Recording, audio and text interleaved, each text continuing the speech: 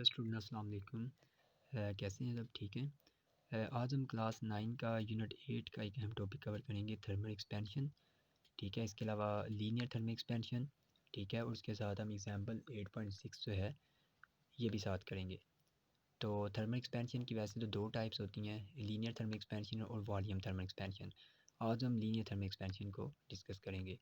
Page number 183, 184 और 185 पे ये टॉपिक दिया हुआ है। तो पेपर में अगर मैं एग्ज़ाम पॉइंट ऑफ व्यू से भी बात करूँ तो ये बहुत ही ज़्यादा अहम टॉपिक है, पेपर में लॉन्ग क्वेश्चन के हवाले से भी। ठीक है, तो let's start the lecture. Okay. अच्छा, इसमें थर्मल एक्सपेंशन में हमारे पास जो पहले इसका एक मैं लफ्ज़ी मतलब आपको बता देता हूँ कि थर्मल का मतलब होता है हीटिंग, हीट करना, किसी चीज़ को गर्म करना। एक्सपेंशन मीन फैल जाना। तो अगर कोई चीज़ हीटिंग के इफ़ेक्ट से फैल जाए, ठीक है, तो इस प्रोसेस को हम थर्मल एक्सपेंशन कहते हैं। मतलब कि हीटिंग की वजह से अगर कोई चीज़ एक्सपैंड हो जाए, फैल जाए, उसका वॉल्यूम ज़्यादा हो जाए, उसकी लेंथ ज़्यादा हो जाए, तो इस प्रोसेस को हम थर्मल एक्सपेंशन कहते हैं। ठीक है, तो पहला पॉइंट इसमें ये है कि सब्सटेंस एक्सपैंड ऑन हीटिंग, के जितने भी सब्सटेंस हैं जिनमें लिक्विड, सॉलिड और गैस तीनों चीज़ें हमारे पास आ जाती हैं, तो हीटिंग की वजह से वो एक्सपैंड हो जाती हैं। ठीक है, जैसे कि कॉमन सी एग्जांपल है कि अगर आप वाटर को बॉईल करना शुरू करें, उसको हीट देना स्टार्ट करें, तो वाटर अपने बॉइलिंग पॉइंट पे जब पहुंचता है यानी कि 100 डिग्री पे, तो बॉयल होना शुरू हो जाता है। मतलब कि उसका वॉल्यूम जो है वो ज़्यादा होना शुरू हो जाता है। ठीक है, तो इससे ये पता चलता है कि कोई कोई भी सब्सटेंस है, लिक्विड है, सॉलिड है, गैस है, उसको हीट करने से उसका वॉल्यूम ज़्यादा हो जाएगा। जैसे कि गैसेस हैं, तो गैसेस को भी जब हीट किया जाता है तो उनकी काइनेटिक जो एनर्जी होती है मॉलिक्यूल की, वो ज़्यादा हो जाती है, जिसकी वजह से वो एक्सपैंड होना शुरू हो जाती हैं। ठीक है, आमतौर पर गर्मियों के मौसम में जो रेल ट्रैक्स पे रेल्स होती हैं, ठीक है, पटरी जिसको आप कहते हो, तो वो भी गर्मियों के मौसम में एक्सपैंड होती हैं। इसी वजह से उनके दरमियान गैप रखा जाता है ताकि अगर वो एक्सपैंड हो भी जाएँ तो नुकसान ना हो, बकलिंग ना हो जाए, मतलब कि वो पटरी एक दूसरे के साथ कनेक्शन में ना आए, या जिससे जो है वो ट्रैक ख़राब हो सकता है या ट्रेन को नुकसान पहुंच सकता है।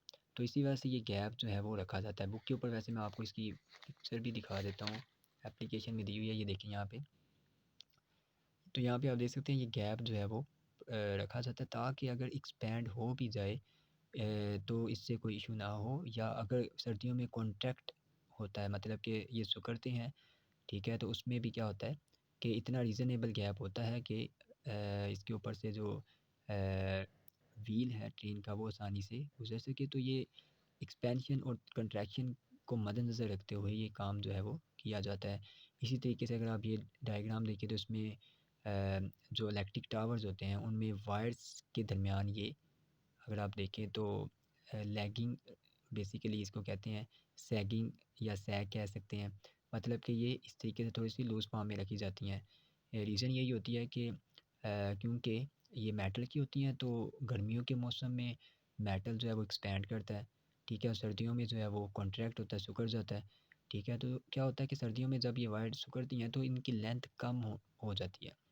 ठीक है, ये थोड़ी सी स्ट्रेट होना शुरू हो जाती हैं, जो आपको यहाँ पे लूज़ फॉर्म में नज़र आ रही हैं, थोड़ी सी स्ट्रेट हो जाती हैं, टाइट हो जाती हैं, तो टूटने का ख़तरा होता है। तो इसी वजह से ये थोड़ा-सा दरमियान में वायर्स को थोड़ा-सा समझ लें कि वो लटका के रखते हैं ताकि सर्दियों में अगर ये सिकुड़ भी जाएँ, तो सिकुड़ने से जो ये वायर्स हैं ये टूट ना जाएँ, तो इसके लिए ये जो है थोड़ा-सा इसको सैग फॉर्म में, यानी कि इस तरह से हैंगिंग फॉर्म में या लटका के इसको इस तरह से वायर्स को रखा जाता है 2 इलेक्ट्रिक टावर्स के दरमियान में। बाय द वे ये तो हमारी एप्लीकेशन थी। तो थर्मल एक्सपेंशन वाले टॉपिक पे आते हैं। यहाँ पे अगर आप देखें दूसरा पॉइंट यही था कि सब्सटेंस कॉन्ट्रैक्ट ऑन कूलिंग, ठीक है, साइज़ कम हो जाता है, वॉल्यूम कम हो जाता है या लेंथ कम हो जाती है अगर कोई चीज़ जो है उसको ठंडा किया जाए या यानी कि आप उसको कूलिंग की प्रोसेस से गुजारते हैं तो वो कॉन्ट्रैक्ट हो जाती है, सिकुड़ जाती है। नंबर 3 पॉइंट पे है kinetic energy depends on temperature. किसी भी सब्सटेंस की मॉलिक्यूल की काइनेटिक एनर्जी टेम्परेचर पे डिपेंड करती है। टेम्परेचर ज़्यादा होगा तो काइनेटिक एनर्जी भी ज़्यादा होगी, टेम्परेचर कम होगा तो काइनेटिक एनर्जी भी कम होगी। और फोर्थ पॉइंट है thermal expansion result in increase length, width और थिकनेस। के थर्मल एक्सपेंशन के नतीजे में किसी भी सब्सटेंस की या तो लेंथ ज़्यादा हो सकती है, या उसकी विड्थ यानी कि चौड़ाई, या उसकी थिकनेस के ऊपर इफ़ेक्ट पड़ सकता है, या उसकी मोटाई जो है वो ज़्यादा हो सकती है।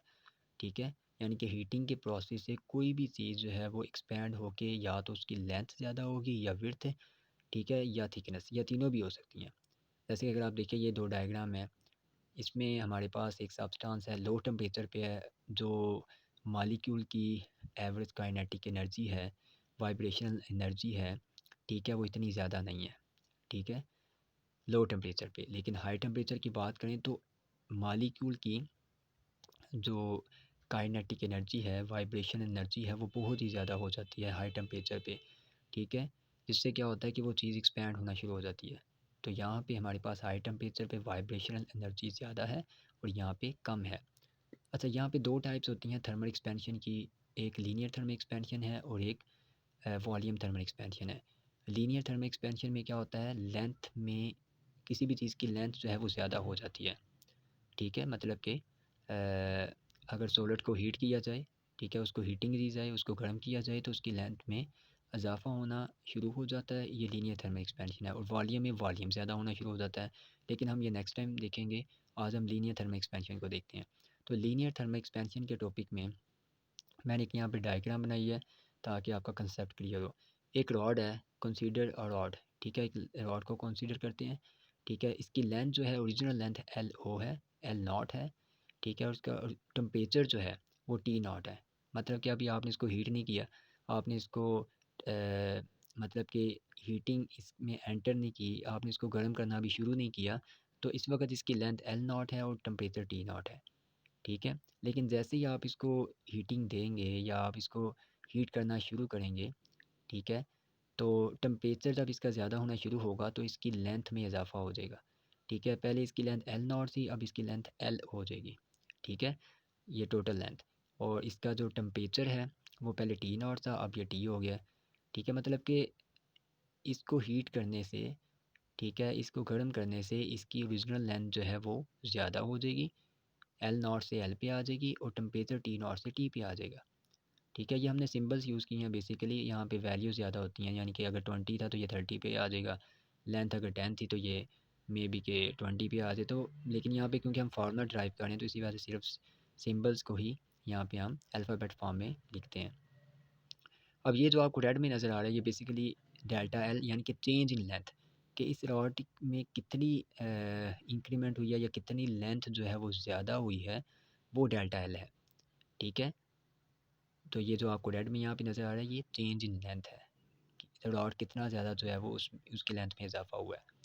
अच्छा, अब यहाँ पे देखें, इंक्रीज़ इन लेंथ जो है, यानी कि डेल्टा एल, जो आपको यहाँ पे मैं बता रहा था डेल्टा एल, ये कैसे कैलकुलेट होगा, टोटल लेंथ में से, यानी कि गर्म करने के बाद जो रॉड की लेंथ आई थी, उस लेंथ में से अगर आप ओरिजिनल लेंथ को माइनस कर देंगे, तो डेल्टा एल जो है वो कैलकुलेट हो जाएगा। क्योंकि इस रॉड की जो टोटल लेंथ है इस वक्त हीटिंग के बाद, वो एल है। ठीक है, तो अगर आप इस एल में से एल नॉट को माइनस करेंगे, तो डेल्टा एल आपके पास आ जाएगा। ठीक है, ये वाला हिस्सा आपके पास आ जाएगा। तो increase in length delta L is equal to L minus L naught. ठीक हो गया। और इंक्रीज इन टेम्परेचर भी फिर इसी तरीके से कैलकुलेट हो जाएगा, डेल्टा टी। वो कैसे होगा, यानी कि आप फाइनल टेम्परेचर में से इनिशियल टेम्परेचर को माइनस कर दें। ठीक है, तो हमारे पास चेंज इन टेम्परेचर भी आ जाएगा। ठीक है, दो हमारे पास यहाँ पे इक्वेशंस बन जाएंगी। अच्छा, अब मेथड के मुताबिक हमारे पास जो चेंज इन लेंथ है, ठीक है, ये दरअसल डायरेक्टली प्रोपोर्शनल है product of the original length and change in temperature. ठीक है, यानी कि बेसिकली हमारे पास जब हम कहते हैं जी ये डेल्टा एल जो है, यानी कि ये इस रॉड की लेंथ कितनी ज़्यादा हुई है, तो ये डिपेंड करता है आप इसको टेम्परेचर कितना ज़्यादा दे रहे हैं। तो जितना आपने इस रॉड को टेम्परेचर दिया है, उतनी ही लेंथ में भी इजाफा होगा। तो इसी वजह से हम कहते हैं कि चेंज इन लेंथ डिपेंड कर रही होती है टेम्परेचर पे और ओरिजिनल लेंथ पे। ठीक है, कि ओरिजिनल लेंथ पहले कितनी थी। तो अगर ओरिजिनल लेंथ पहले ज़्यादा है, तो हमारे पास जो चेंज इन लेंथ आएगा वो भी ज़्यादा होगा। ओरिजिनल लेंथ पहले कम है, तो चेंज इन लेंथ भी कम होगा। ठीक है, इसी तरह से अगर टेम्परेचर ज़्यादा आप कर देंगे, तो टेम्परेचर के ज़्यादा करने से ज़्यादा चीज़ एक्सपैंड करेगी। ठीक है, और टेम्परेचर कम अगर आप रखते हैं, तो वो रॉड एक्सपैंड भी नहीं करेगा, ठीक है, उसकी लेंथ में इतना इजाफा भी नहीं होगा। तो इसी वजह से हमने यहाँ पे लिखा है delta L is directly proportional to L naught multiply delta D. अब आप प्रोपोर्शनल का साइन जब रिमूव करते हैं तो हमारे पास इज इक्वल आ जाएगा और एक कांस्टेंट यहाँ पे यूज़ होगा जिसको अल्फ़ा कहा जाता है। तो यहाँ पे एक बात याद रखें, ये प्रोपोर्शनल का साइन है, ठीक है, ये अल्फ़ा का साइन है, ठीक है। इसको आप प्रोपोर्शनल नहीं ना समझ लीजिएगा क्योंकि ये अल्फ़ा है, ठीक है, ये प्रोपोर्शनल है। तो प्रोपोर्शन का साइन जब ख़त्म किया जाता है तो इक्वल आ जाता है और साथ आपके पास यहाँ पे अल्फ़ा का साइन आएगा, फिर एल नॉट वैसे ही, डेल्टा टी एस टी वैसे ही आ जाएगा। तो ये फार्मूला हमारे पास आ जाएगा अगर आप डेल्टा एल जो है ये कैलकुलेट करना चाहते हैं, ठीक है। अब डेल्टा एल को आपने ऊपर लिखा था कि एल माइनस एल नॉट के भी इक्वल होता है, तो आप इस डेल्टा एल की जगह पे एल माइनस एल नॉट लिख दें, ये वाली चीज़ आपके पास एच टी वैसे ही आ जाएगी, ठीक है। अगर आप यहाँ से आप एल कैलकुलेट करना चाहते हैं तो ये एल नॉट यहाँ पे माइनस है, इक्वेशन के राइट साइड पे आके ये प्लस हो जाएगा, ठीक है। अब अगर आप इन दोनों टर्म्स में से, दोनों वैल्यूज़ में से देखें तो एल नॉट कॉमन है, इसमें भी एल नॉट है, इसमें भी है, तो एल नॉट कॉमन आ जाएगा, ठीक है। और ब्रैकेट के अंदर हमारे पास आ जाएगा one plus alpha delta T, ठीक है। क्योंकि एल नॉट जब आप कॉमन ले लेंगे तो इस टर्म में से जब एल नॉट बाहर ब्रैकेट के चला गया तो इसकी जगह पे वन आ गया, और इसमें से एल नॉट जब बाहर चला गया तो फिर एल्फ़ा डेल्टा टी बाकी बचेगा, ठीक है। तो ये हमारे पास फार्मूला आ जाएगा अगर आप इस रॉड की लेंथ फाइंड करना चाहते हैं हीटिंग के बाद, टोटल लेंथ, ठीक है। इस फार्मूले से आप फाइंड कर सकते हैं। इसके लिए आपको ओरिजिनल लेंथ का पता होना चाहिए, आपको अल्फ़ा की वैल्यू का पता होना चाहिए, और टेम्परेचर कितना आपने ज़्यादा किया वो पता होना चाहिए। यहाँ पे अल्फ़ा जो है इसको कहा जाता है coefficient of linear thermal expansion, ठीक है। अल्फ़ा का एक नाम है coefficient of linear thermal expansion, और उसका फार्मूला कैसे आप ड्राइव करेंगे, ये फार्मूला आप ड्राइव कर सकते हो इक्वेशन नंबर ए से। अगर आप देखें यहाँ पे अल्फ़ा लिखा हुआ था ना, तो एल नॉट डेल्टा टी यहाँ पे मल्टीप्लाई हो रहे हैं अल्फ़ा के साथ, ये इक्वेशन के लेफ़्ट साइड पे जाके डेल्टा एल के साथ डिवाइड हो जाएंगे, ठीक है। तो एल नॉट डेल्टा टी जब इस तरफ आएंगे तो डेल्टा एल से डिवाइड हो जाएंगे, ठीक है। तो ये हमारे पास अल्फ़ा का फार्मूला इक्वेशन नंबर ए से जो है वो बन सकता है। अब अल्फ़ा का यूनिट भी होता है, ये होता है पर केल्विन, ठीक है। क्योंकि अगर आप देखें ये लेंथ है, ये भी लेंथ है, लेंथ लेंथ से कैंसिल हो जाएगा, और टेम्परेचर का यूनिट केल्विन होता है, ठीक है। लेकिन क्योंकि ये टेम्परेचर डिनोमिनेटर में है तो इसी वजह से हमारे पास के माइनस माइनस वन आ जाएगा, ठीक है, यानी कि पर केल्विन। तो अल्फ़ा का यूनिट या coefficient of linear thermal expansion का यूनिट जो है ये पर केल्विन होता है, ठीक हो गया। अच्छा, अब ये तो हमारे पास टॉपिक हो गया लीनियर थर्मल एक्सपेंशन का। इससे मुतालिक जो न्यूमेरिकल है आपकी बुक के ऊपर, ये मैं आपको बता देता हूँ। A brass rod is 1 metre long at 0 degree temperature, find its length at 30 degree. यानी कि एक ब्रॉस रॉड है जिसकी लेंथ 1 मीटर है, ठीक है। 0 डिग्री टेम्परेचर पे वो कहता है जी हमें उसे रखा हुआ है, लेकिन हमने बताना ये है कि अगर उसका टेम्परेचर 30 डिग्री कर दिया जाए तो कितनी लेंथ हो जाएगी उस रॉड की। तो ऑब्वियसली टेम्परेचर ज़्यादा करने से लेंथ जो है वो ज़्यादा होगी। अब कितनी होगी यही कैलकुलेट करेंगे हम। उसके लिए coefficient of linear thermal expansion of Bros, यानी कि अल्फ़ा की वैल्यू आपको पहले से पता होनी चाहिए, ठीक है। वैसे तो यहाँ पे एग्जांपल में बताई हुई है उन्होंने, अल्फ़ा की वैल्यू 1.9 × 10⁻⁻5 पर केल्विन, ठीक है। ये ब्रास के केस में अल्फ़ा की वैल्यू है। मुख्तलिफ मटीरियल्स की वैल्यूज़ यहाँ पे बुक के ऊपर दी हुई हैं, ठीक है। अल्फ़ा की इसमें आपको aluminium, brass, steel, silver, gold और प्लेटिनियम जो है वो आप याद कर सकते हैं, जो ज़्यादा इंपॉर्टेंट है। अच्छा जी, अब इसमें देखें तो हमारे पास रॉड की जो ओरिजिनल लेंथ है वो 1 मीटर है, टेम्परेचर 30 डिग्री, ठीक है। यहाँ पे हमने फाइंड करना है फाइनल टेम्परेचर पे उसकी लेंथ कितनी आएगी। यहाँ पे हमारे पास टी नॉट जो है, यानी कि इनिशियल टेम्परेचर 0 डिग्री था, यानी कि जब आपने उसको हीट नहीं किया, आपने उसको अभी जो है वो उसको हीटिंग जो है वो प्रोवाइड नहीं की। तो अब देखें, पहली बात तो यह है कि आप इस टेम्परेचर को डिग्री से केल्विन में ले जाएँ, बहुत सिंपल प्रोसेस होता है। अगर 0 डिग्री है तो उसमें 273 आप ऐड करेंगे तो ये केल्विन में आ जाएगा। इस तरह 30 डिग्री में भी आप 273 ऐड कर दें तो ये भी केल्विन में आ जाएगा। अब चेंज इन टेम्परेचर कैसे निकालेंगे, अगर आप फाइनल टेम्परेचर में से इनिशियल को माइनस करते हैं, यानी कि 303 केल्विन में से अगर आप 273 273 केल्विन माइनस करेंगे तो 30 केल्विन हमारे पास चेंज इन टेम्परेचर आ जाएगा।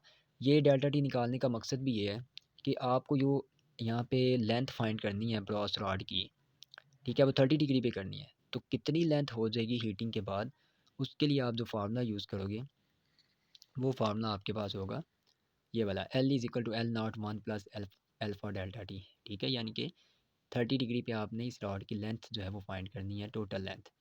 तो उसके लिए आपको डेल्टा टी जो है वो चाहिए था, इसी वजह से आप यहाँ पे डेल्टा टी पहले निकालेंगे। अल्फ़ा की वैल्यू आप पहले से दी हुई है, अगर आप बुक पे देखें तो 1.9 × 10⁻⁵।